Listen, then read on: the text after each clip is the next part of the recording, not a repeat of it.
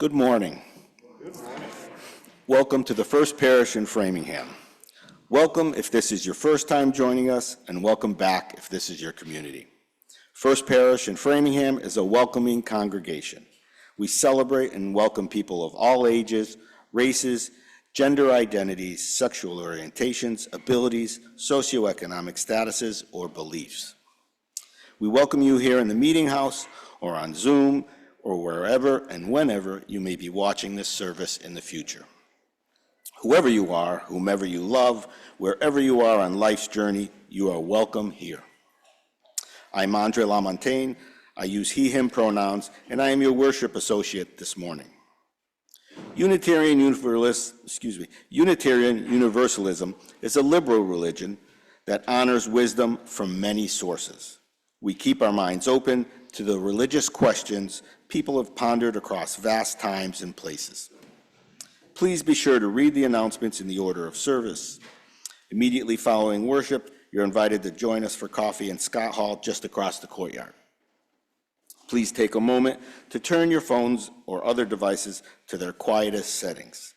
While beeps and buzzes can be distracting, we welcome your human noises, cooing, babbling, laughter, and all. We especially love the sound of your singing, so please join in. Since 1701, people have gathered as this community to rest or recharge, to be challenged or affirmed. Those people are like you. You belong here, maybe only for the next hour, but we hope for longer. We are happy to have you with us. I now invite you to take a comfortable breath in and out. Continue to take a few more comfortable breaths and to begin to release whatever you need to let go of to be more fully present to yourself, one another, and the sacred in this time and place. A flame within a chalice is a primary symbol of the Unitarian Universalist faith tradition. To symbolize the light of reason and the warmth of community and the flame of hope, it is our tradition to begin our worship by kindling the flame of our chalice. The words to accompany our chalice lighting were written by Mary Sheldon. More than relic, living symbol, beacon to the bewildered, illuminating refuge, light of love, calling to community, signal of sacred mission. Shine now in the world, set being ablaze, kindle our courage, ignite intuition, spark our hearts to service, glow hope. Please rise in body or spirit to sing hymn 117, O Light of Life, and remain standing for the affirmations that follow.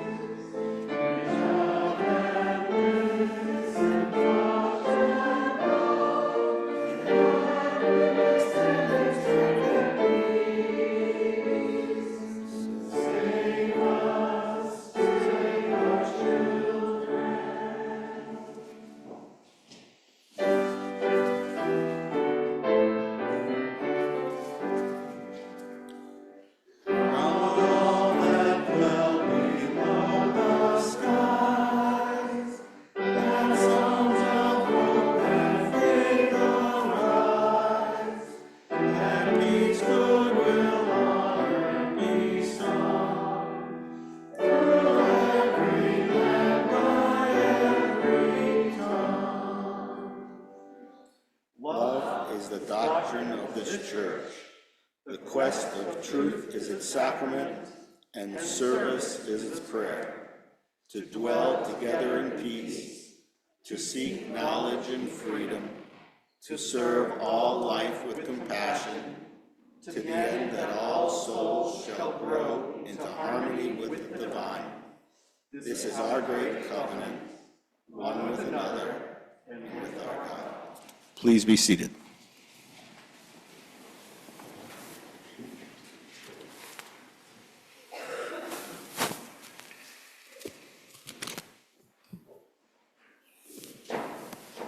Good morning. Good morning. I'm Lauren Strauss, the Director of Religious Exploration here at First Parish, and I use she, her pronouns, and I would love to say together with all of you, good morning, Good morning. and welcome to church. And service is our prayer, we say every week. And that's where Reverend Aaron is going to talk with you, with the grown-ups about. But I've been thinking about this. What on earth does that mean, service is our prayer? So, okay, what's prayer? I'm just gonna say what I think because I'm pretty much sure it's like ask one Unitarian Universalist what prayer is. Yeah, at least two different answers. All right, so my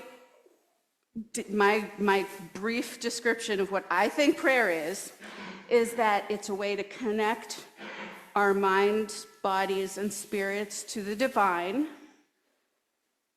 Let's not talk about what we think the divine is. Not today.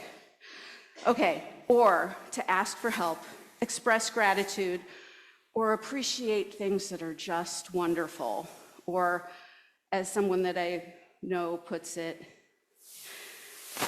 help, thanks, and wow. All right, so that's prayer. What about service? Okay, so service means, I looked this up because I wanted to know what the dictionary said, the action of helping or doing work for someone. So what are some kinds of service that we might do? What kind of service do we do around here? You don't know? Do you help out around here sometimes, Emmy? Do you ever like help move tables or help clean up? Yeah, sometimes you do. That's service. Hope Food Pantry. So the youth group and some other members of the congregation have been going there once a month-ish for the last year, over a year now. And folks who can't help at the food pantry for whatever reason can bring food. You can make a donation. There's all sorts of ways of doing service. But I ask myself, okay, how do those things help us connect to the divine, or say, help, thanks, or wow? Okay, so last year, as I started volunteering at the food pantry, I started reflecting on this actually, because working at the food pantry is always rewarding, and it's always frustrating. And it's rewarding because it engages my body. It is really important getting food into the hands of the folks who need it. But it's also frustrating because, there's never enough. There's never enough. The food is uninspiring at best. And we run out of everything. And people come in and they get, for a family of 4, they get 2 little bags of rice. And that's all they get for a month. And you think, this is not okay. I am going to apologize now for my mic. I'm so sorry. It's just going to keep doing that, though. So I started wondering if there was a way to help it be a little bit more prayerful for me. And part of that for me is always to bring some joy in. I noticed that whenever there are extra items, like cake or toys or clothes, those go so fast at the food pantry. And so I started going over to Savers and rummaging through the toy department and finding all of the plastic dolls that I could find and bringing them home. And sometimes, this one I didn't, but sometimes I give them new faces. I brush out their hair, style it, clean them up, and make clothes for them. Because that's something I love to do. And I even started learning how to make little teeny tiny leather shoes. And so the next time we go to the food pantry, I'm hoping to have about 6 of these ready and to put them out. And what I'm hoping is that it will give somebody some joy, like a parent who would really love to give their kids something nice. Or a kid who hasn't had a special doll like this. This is my prayer. It's not just service, but it's service and prayer. Because this is for a world, it's a prayer for a world where joy comes first. And now we will sing our children and teachers to religious exploration.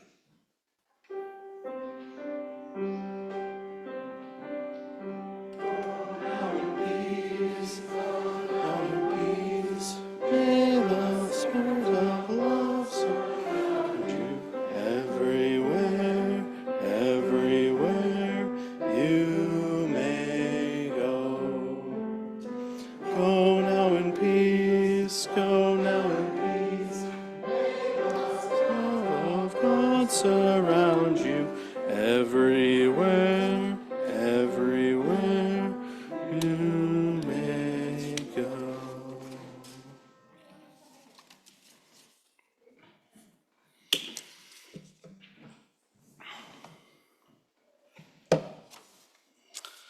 Each week, we set aside some time to share the things which weigh deepest on our hearts, our milestones, our happy and sad occasions and events. We share this because we know that joy shared is joy expanded, and sorrow shared can feel as though someone is lifting a burden. You can submit your joys or sorrows either online or by writing them down in this book that is normally at the back of our sanctuary.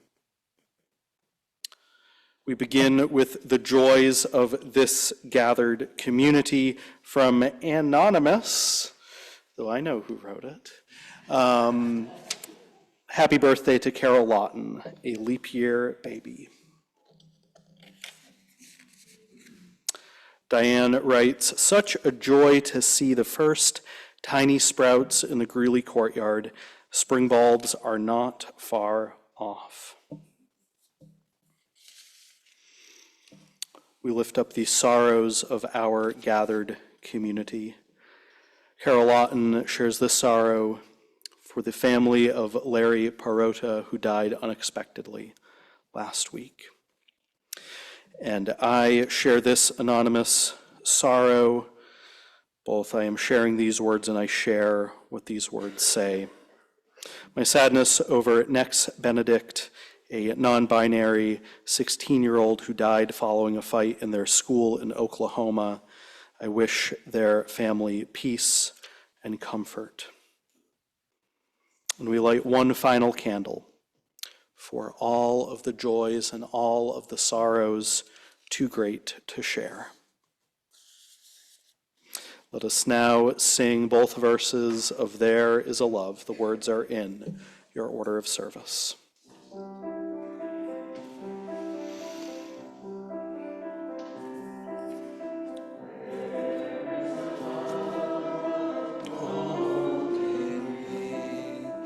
There is a love holding all that we love.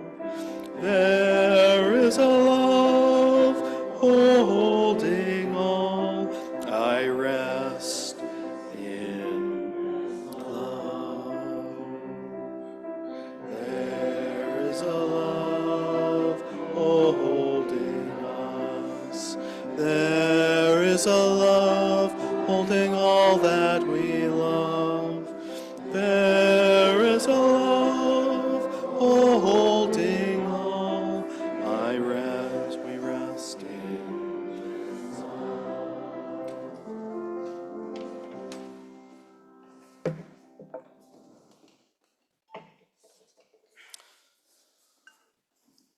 Let each of us, as we can in our own way, find some stillness this morning, paying attention to our breath, paying attention to that which is supporting us.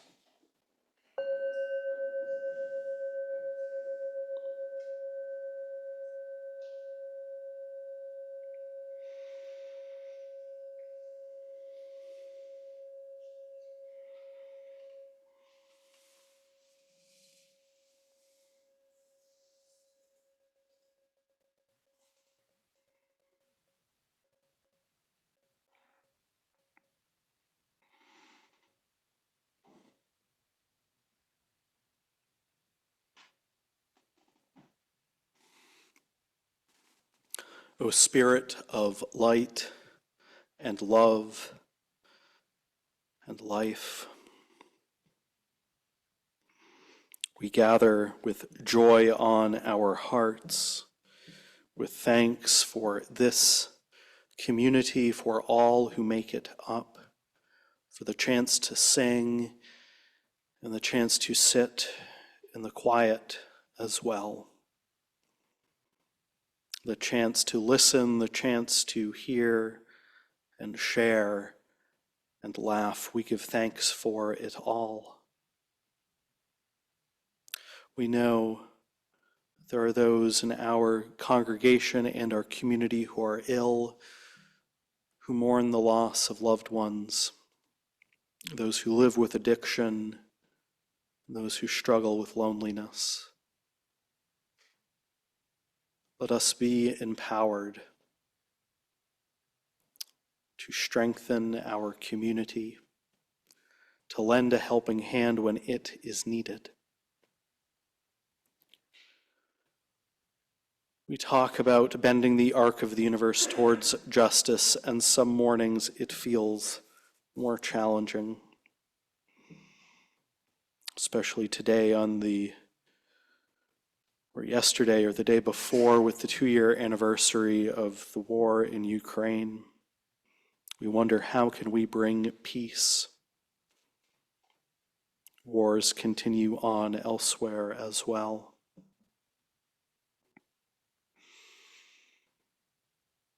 And all across our country, people mourn as well. People mourn the loss of those who have died from oppression. As I heard of the news of Nex Benedict, I was incredibly sad. I wish that I did not know about their life because of how they died. I wish I knew of it because of something they did later in life.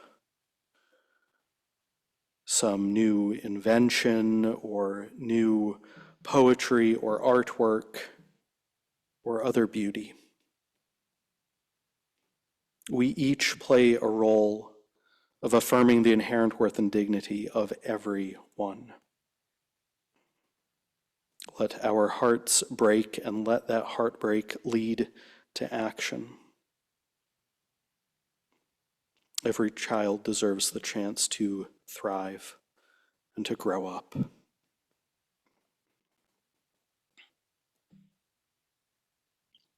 And from time to time, the world seems too much. We put up barriers, we put up distance between ourselves and others. We fumble, we fail to be our best selves. And all of this is okay. We are human after all, and humans are beautiful creatures who make mistakes. Because of our breath, there is still the opportunity to say, I'm sorry, and how can I do better? And then to do better. I say these words and do all things for love's sake. May it be so, and amen. So we sit for a little bit longer in the quiet of this space so that we might rest, listen, pray the prayers of our own hearts, or simply do absolutely nothing for the next minute.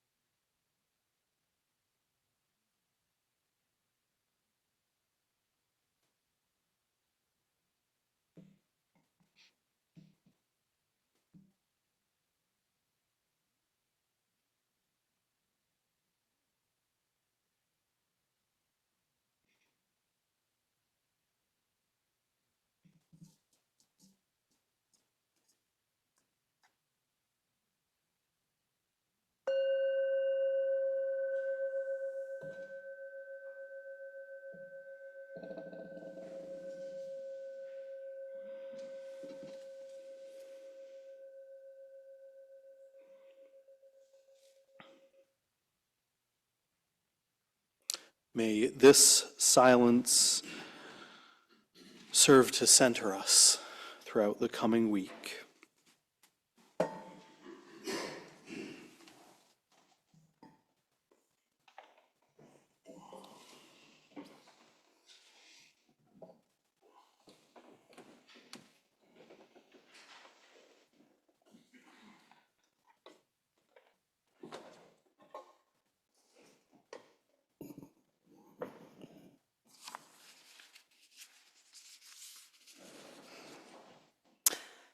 Reverend Aaron's sermon this morning is entitled, Service is Our Prayer.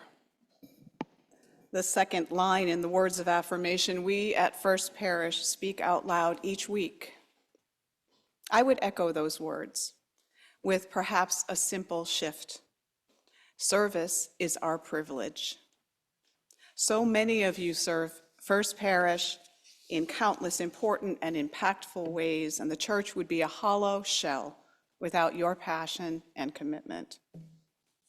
Personally, I have found service to First Parish to be grounding, even in the midst of demanding family and work obligations and life changes over the years.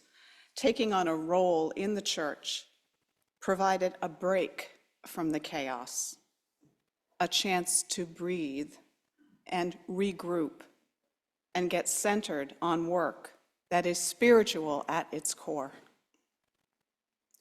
And while there is a call for some additional time or leadership, being part of a larger group that shares in the responsibility and shares in the work both lightens the load and builds deep fellowship.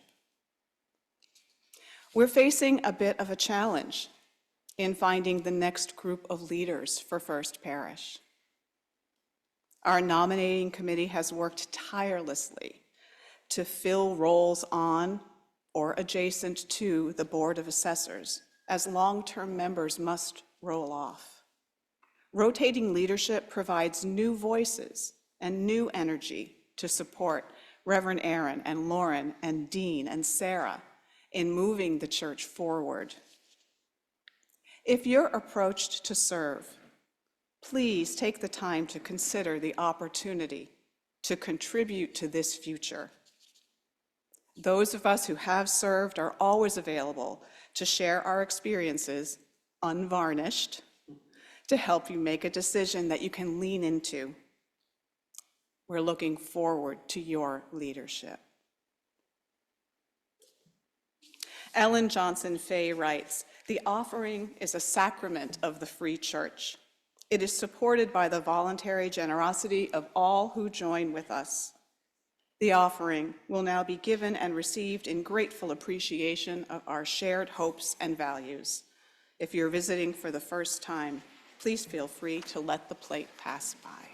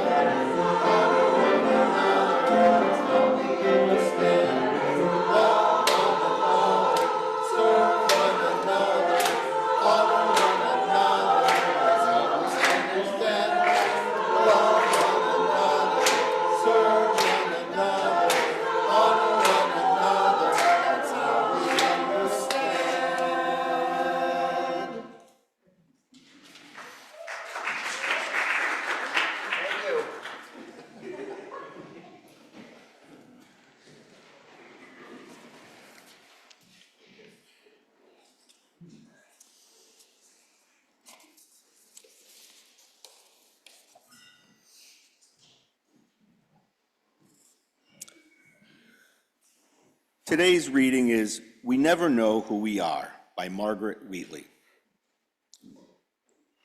We never know who we are. This is strange, isn't it?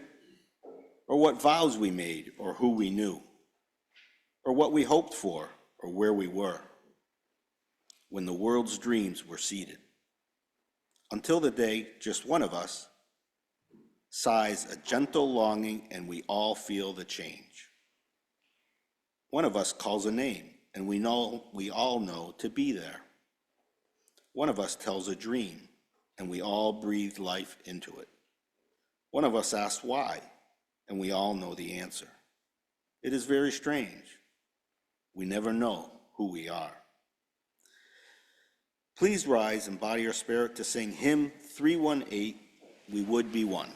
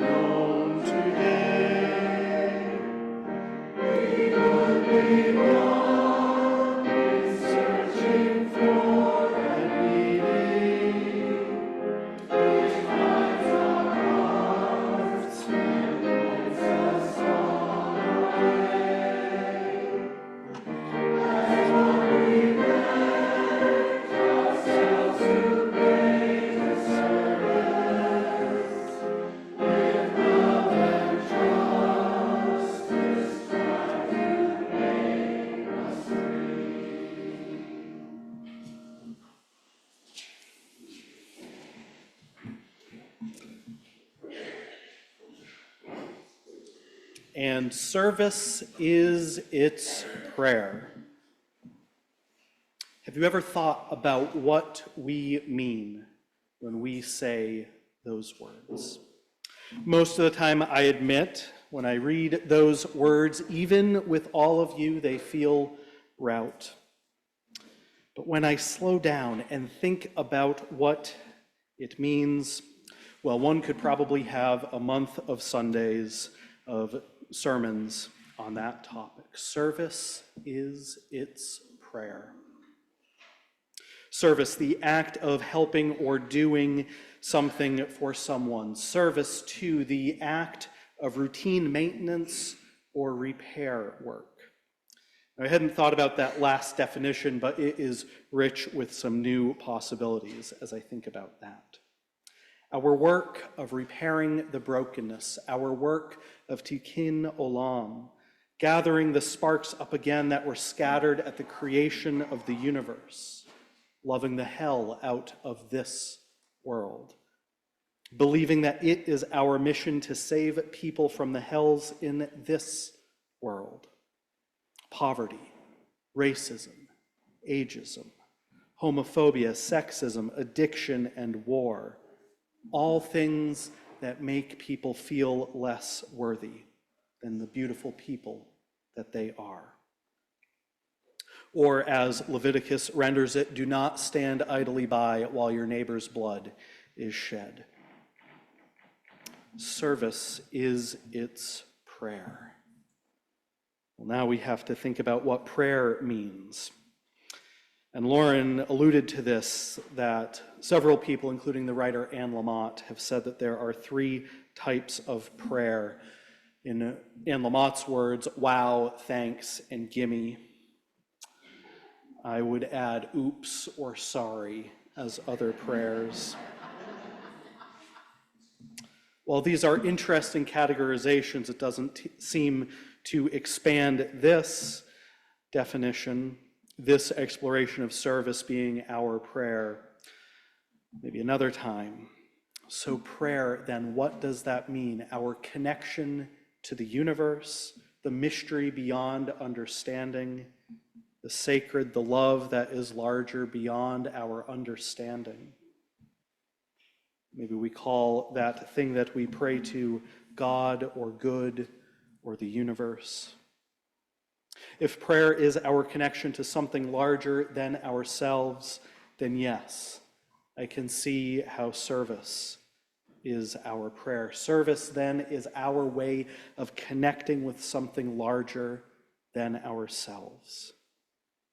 Service is our prayer, our way of creating the world that we dream about, our way of enacting justice in the world, our way of bringing about a new world, of new creation, our way of being love's hands out in the universe.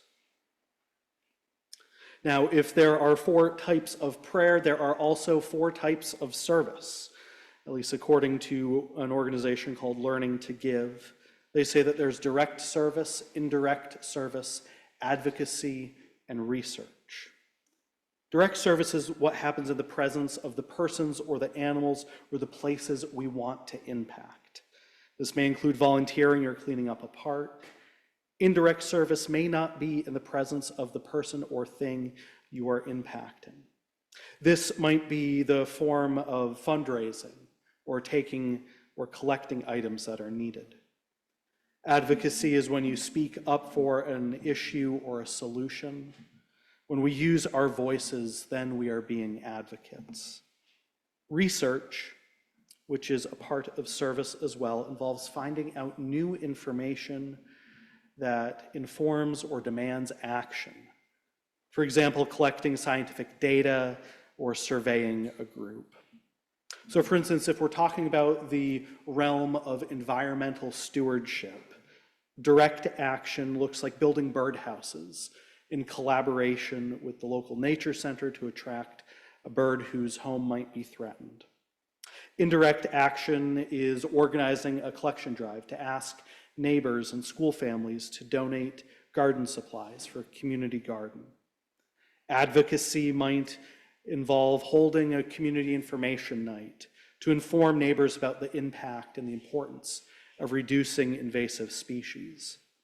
And research, and in this realm, I think they're talking about the work of what is called citizen scientists, people who take water samples and participate in species count days, then sharing that research data about the health of a site in order to ask the community to take action. All of this is good. It is all needed. The act of sorting food, the act of collecting diapers, the act of finding a way to welcome new refugees to our community. These are all so deeply important. Serving a food pantry, advocating in the halls of the State House or at city council meetings, building a house for Habitat for Humanity, serving at a soup kitchen, the list goes on. If it weren't for us, these tasks would not get done in a day where there is so much need in our world. If it were not for the devotion of many people, so much would not get done. If organizations and governments had to pay for the service that volunteers do, I would guess a vast majority of these needs would completely go unfilled. It is not enough to do only one type of service as a society. You might only deeply resonate with one type of service, and that is excellent. People figuring out what makes them come alive is amazing, and I don't actually want to change anyone's mind. If you really react strongly to the idea of doing advocacy or doing research, and you prefer direct action, go do that.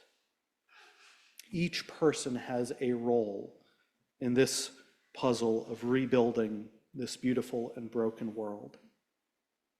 If we are to work together in this group project of bending the moral arc of the universe towards justice, it will depend on all of those types of service. We can each complete only a small amount of the work. This work of creating the world that we dream about is too big for any one of us to complete. If you've been in my office over in the parish house, you know that there's a poster to the right of my desk as you enter that reads, "Do not be daunted by the enormity of the world's grief. You are not obligated to complete the work, but neither are you free to abandon it." This quote comes from several different sources. It's a beautiful composite. It helps motivate me when it seems as though my contribution is small. Everyone's part relative to the overall work will be small. There are some other words that inspire me. Bishop Ken Untener wrote a prayer in 1979 that inspires me so much that it was one of the readings at my ordination. He wrote, "It helps now and then to take a step back and take a long view. The kingdom is not only beyond our efforts, it is beyond our vision. We accomplish in our lifetime only a tiny fraction of the magnificent enterprise that is God's work.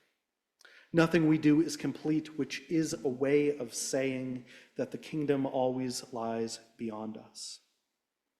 No statement says all that can be said. No prayer fully expresses our faith. No confession brings perfection. No pastoral visit brings wholeness. No program accomplishes the church's mission. No set of objectives or goals includes everything.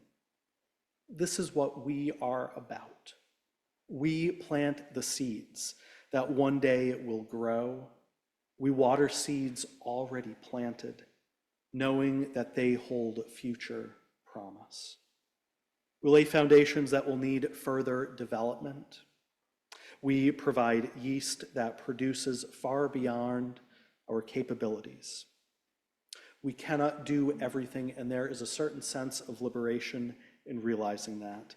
This enables us to do something and to do it very well. It may be complete, but it is a beginning, a step along the way, an opportunity for grace to enter and do the rest.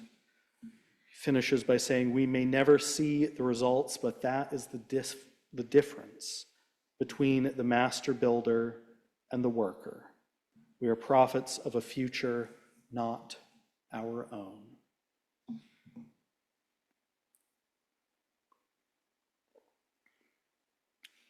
In between my first and second year in seminary, I worked out in New Mexico as the assistant director for a program that brought young men between the ages of 16 to 21 into the outdoors to build a hiking trail, and then after go on a week-long hiking trip.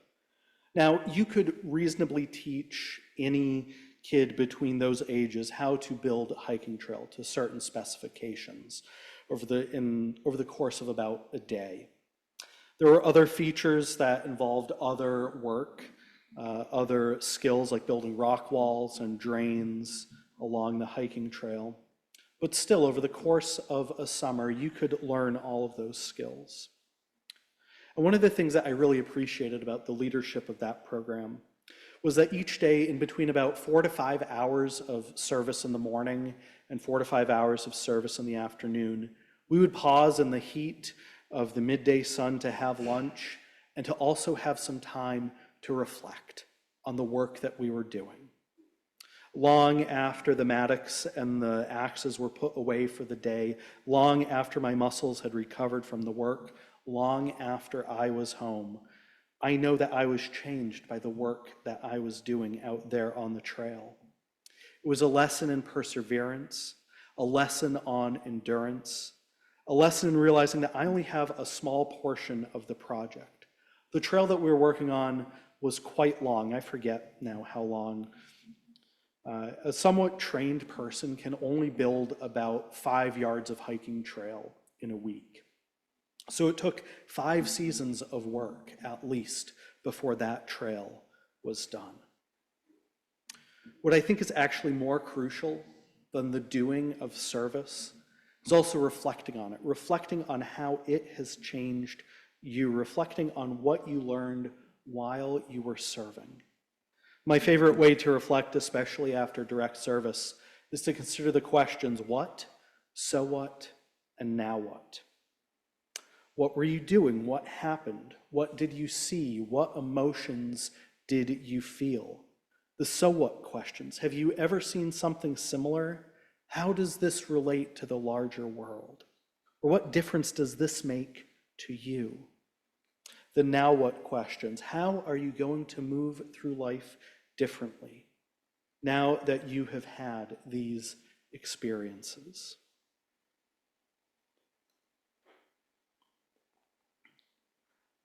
Now, it's been a little while since we have preached directly on the topic of ending the epidemic of loneliness. I actually hope that we've been doing it rather than preaching about it. So many of you have showed up to our open mic nights, our potlucks, our breakfasts before church. We started up a group for members who are caregiving for family members that our affiliated community minister, Barb Grieve, is facilitating. We have an emerging young adult group for folks who are 18 to 25 who meet once a month. And they're apparently also playing Dungeons and Dragons here at our church on Sunday nights. There have been spontaneous potlucks that have cropped up. There's one coming up, on March 7th as well at 12:30. Our choirs continue, religious exploration continues, our ESL classes continue on. I am all for this. As we might say on the internet, we're doing the thing. We are actually working on this project of ending the epidemic of loneliness. I hope to continue our work of ending this epidemic. In that first sermon in October, I stated that one way to work to end the epidemic of loneliness was through community service. This work helps to address some of the 6 pillars of this work, especially strengthening social infrastructure and also cultivating a culture of connection. I have to wonder if this increase in loneliness corresponds with dropping volunteer engagement in service organizations and other service commitments in our faith community as well. I get it. I understand the days are long, and when you get home, or maybe you've been at home for all day, you just want to spend time with the people you care about, with family or friends. And yet volunteering is all about showing kindness towards others. There are countless studies that show how volunteering can reduce the impact of stress and can do something good for the community. Just even an hour a month can help ease the loneliness. Because if it's once a month, that is a reasonable commitment. You're going to show up to that. You're going to be consistent. And it's that consistency that actually helps us reap the most benefits of providing service. My shameless plug is this: we always need folks to help out in our congregation, making coffee and ushering our two big things. They're consistent. You show up on a Sunday morning and you do these tasks. And these help us as a congregation live into our values of radical hospitality. And if you aren't doing anything this afternoon, over at Plymouth Church, the Framingham Interfaith Community Association is hosting a service project, which will begin with a learning component. We'll begin by learning about the refugee crisis with some folks from Jewish Family Services. And then we'll assemble welcome baskets filled with the items that new arrivals to our city need to keep their house clean. Now, admittedly, we aren't sure about the results. Frankly, I don't know if we bought enough stuff to assemble these packages. Rabbi Allison Poirier of Temple Beth Shalom and I went to BJ's on Friday, and I don't know if we bought enough stuff to assemble based on who has signed up. But as we were walking around those aisles, Rabbi Allison reminded me, the folks at JFS said, whatever you can do, whatever you can assemble will help in some small way. So my friends gathered here, service is our prayer, our way of healing the world, our way of bringing more peace, more justice, and more joy to our world. This is how we connect with the transcendent mystery. It is how we work to build the beloved community. So we have work to do. Let's get to it. May it be so, and amen. So let us rise in body or spirit to sing number 1017 in the turquoise hymnal, Building a New Way.